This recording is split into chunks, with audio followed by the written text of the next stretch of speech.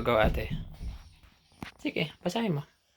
Read it. Dear Lassie, super enjoy ka dito sa Sydney. Kasama namin ang what is that?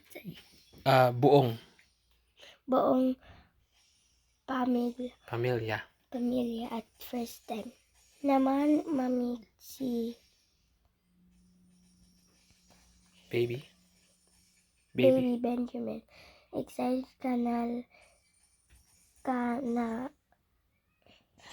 Ka na ba pumunta sa Philippines. Lord will see you there. Love, Ninang Misha and Tito.